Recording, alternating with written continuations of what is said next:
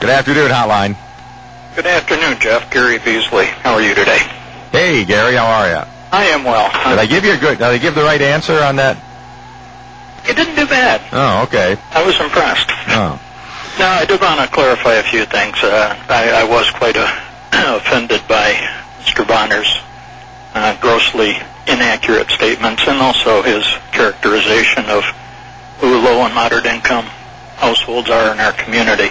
I think we all were, but that, the thing is, not many people heard it, so. Well, and I think the rest consider the source, so that's a good thing. Yeah.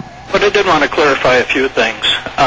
This $600,000 per unit that keeps getting bandied around, if anybody does simple math, there's 16 apartments going into the Franklin building, and $600,000 a unit is over $9 million. The price tag for the whole project is $7 million. So, just on the face of it, it's absurd.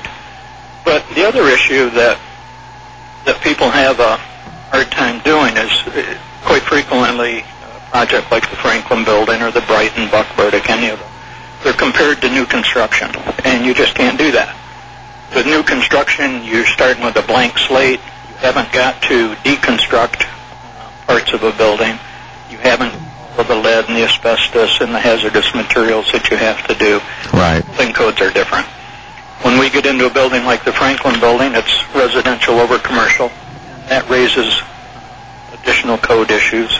It's upper floor apartments, so you have elevators, you have stair towers, you have other issues that, projects like Starwood and Summitwood don't have. So just on the face of it, it's an inaccurate comparison and one you really can't make right with any intelligence. But to answer some of the questions that have been raised, the Franklin building apartments are going to be in the neighborhood of $150,000 to $160,000 per dwelling unit. The Stone Street apartments are in that same range. And, that's, on Stone Street, you're allowing, again, for demolition of a house. You have the work on the White House on the corner, which is being restored. Mm-hmm. All the stabilization and work that goes on there. That's the music school. That's right, the old music school. All right. And that's going to be what, just apartments, or? That's going to be 3 apartments. Okay, so that's good. And then you're taking a house down that fronts on, what, Sherman? Yeah, the red house that's right next to the attorney's office, the city's going to be taking down. Okay. Next to that is the old insurance company. All right.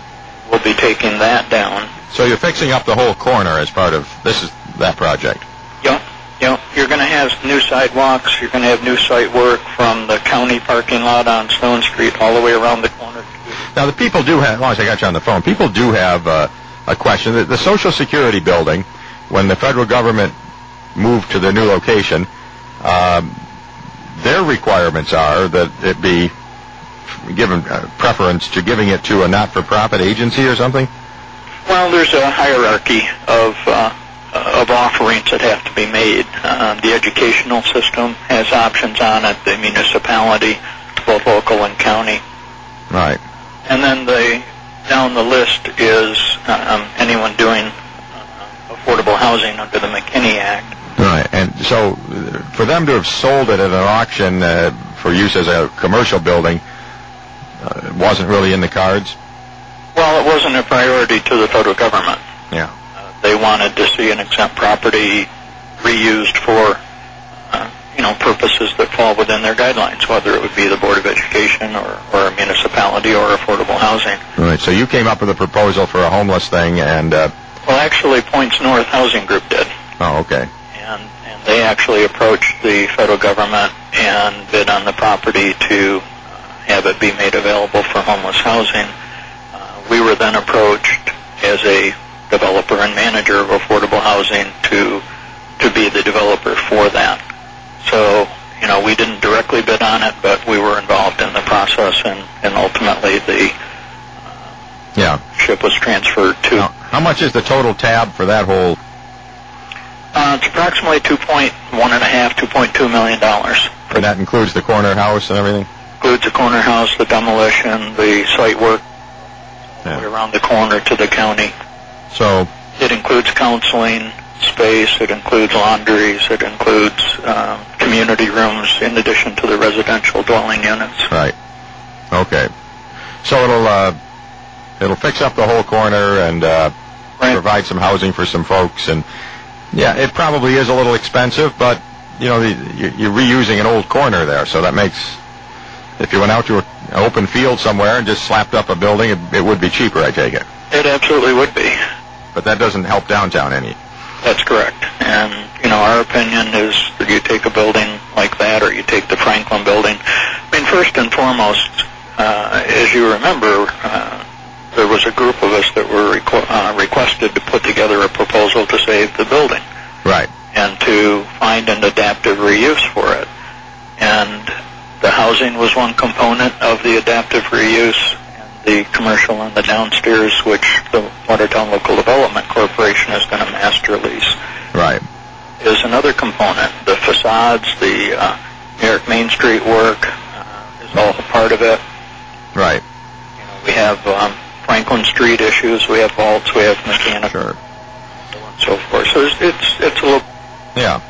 And so it's a big project going on downtown this year, which is good, and we're glad to have it happening. Yep, it's an excellent. And when's the one on Stone Street going to be finished?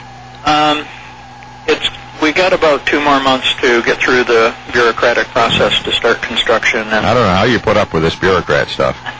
and then it'll take about 9 months. 9 months? Okay, that sounds good. Well, Gary, thank you for calling. Well, no problem. I'd like to touch base on one other thing. Sure. You know, we hear a lot of comments on low-mod housing and who that is and what it means. I don't know if your listeners realize that when we talk 60% or 80% of median income, it's statewide median income. Right. Statewide median income for Jefferson County is $49,400 for a family of 4. Uh-huh. The median income within the city of Watertown, I believe, is under 30. So when you talk 60% of median, you're talking 100% of local median income. Right. You're talking working families, you're talking people on fixed income. Sure. Whole gambit. No, I'm with you on that. You know, people understand that 54% of households in Watertown are eligible for the apartments that are developed through these programs. That's a lot of people. All right. 74% of the apartments Sure. Watertown properties are occupied by working households. So Right. Right. a lot of misunderstandings, misrepresentations, and false information that's presented, and I just encourage people to get the facts and contact us if they have any questions. Okay, sounds good. Thank you. Thank you, Gary. Bye now. That, of course, is Gary Beasley, Executive Director of Neighbors of Watertown, who's intimately involved with all of these projects and trying to provide some clarity there and some response to comments made recently at a city council meeting. We're going to take time out for messages, and we'll get back to our important issues.